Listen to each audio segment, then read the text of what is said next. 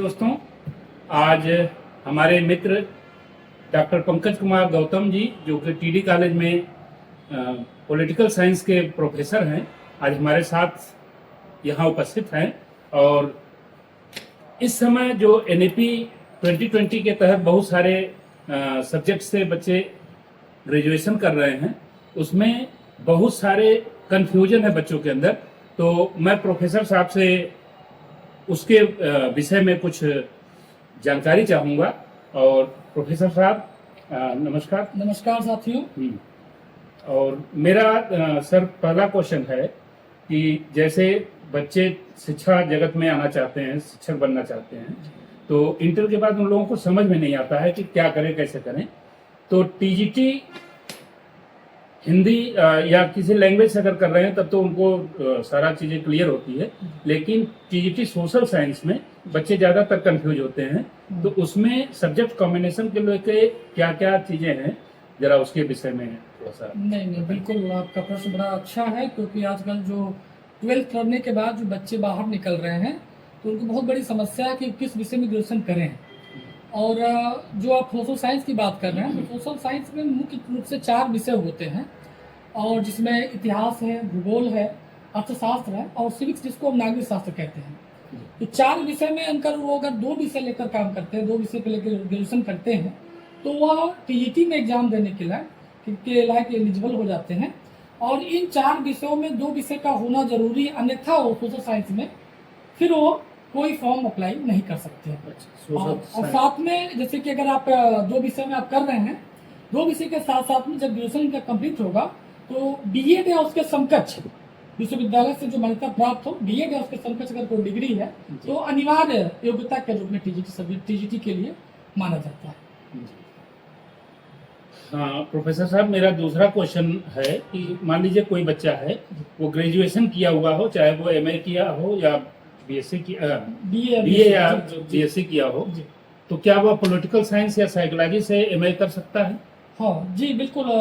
NEP ने इसका रास्ता बड़ा विस्तार दिया है इस रास्ते में, क्योंकि पहले होता था कि जो सब्जेक्ट बीए में बच्चा पढ़ा रहता था, महज उसी सब्जेक्ट में वो एमए कर पाता था। और बीएससी वाला बच्चा एमएससी करता था, और बीएससी वालों के लिए पहले से भी बड़ा एक छूट थी कि बीएससी वाला बच्चा किसी सब्जेक्ट में एमए कर सकता था, सिर्फ साइंस वालों के लिए सुविधा उपलब्ध थी। लेकिन एनईपी ने इसको और विस्तार दिया। एनईपी ने यहाँ तक कहा कि आप ग्रेजुएशन अगर है तो रास्ता एकदम बिल्कुल खोल दिया है। किसी भी सब्जेक्ट से ग्रेजुएशन आपका कंप्लीट हो और आप किसी भी स्ट्रीम से पीजी की डिग्री ले सकते हैं। बीएससी वाला आर्ट्स के किसी सब्जेक्ट से आपका पीजी डिग्री ले सकता है। और अगर बीए में उसके 2 सब्जेक्ट नहीं है, उन 2 सब्जेक्ट के अलावा भी वो पीजी कर सकता है। बड़ी अच्छी बात इस एनईपी के माध्यम से हुई है। अच्छा। तो अच्छा, पॉलिटिकल साइंस या साइकोलॉजी या कोई अन्य आपके समझ से अगर कोई सब्जेक्ट लिया जाए तो इसका क्या स्कोप क्या है पॉलिटिकल साइंस का? देखिए, चूंकि मैं पॉलिटिकल साइंस का विद्यार्थी हूँ तो मैं पॉलिटिकल साइंस के फेवर में ज़्यादा अच्छे से जानता हूँ, बोल पाऊंगा। लेकिन कोई भी विषय से अगर वो पीजी करता है, हर विषय अपने आप में अच्छा है, बशर्ते शर्त यह है कि उस बच्चा जो विद्यार्थी है उस पर्टिकुलर सब्जेक्ट में बेहतर करे, इंटरेस्ट हो और उस सब्जेक्ट में वो बिल्कुल मास्टर रहे। तो उसको न जिसका, क्योंकि आप, मुझे लगता है, जब मैं सोच पा रहा हूँ कि आप उस बच्चे की कैरियर को लेकर प्रश्न कर रहे हैं कि क्या उसे कैरियर कैसा बनेगा, तो मेरा मानना है कि किसी भी विषय में अगर बच्चा अच्छे से पीजी करता है तो उसको उस विषय में रोजगार से कोई रोक नहीं सकता है, ये तय है। और पॉलिटिकल साइंस, क्योंकि मैं इसलिए कह रहा हूँ कि पॉलिटिकल साइंस का विषय इसलिए और इंटरेस्टिंग और लोकप्रिय होता जा रहा है कि आज के समय में कोई भी एग्जाम है, चाहे वो चपरासी का एग्जाम हो, चाहे वो आईएएस का एग्जाम हो, तो छोटे से बड़े एग्जाम में राजनीति विज्ञान का जो सबसे बड़ा पेपर है, जिसको हम संविधान का पेपर कहते हैं, उससे बच नहीं सकता।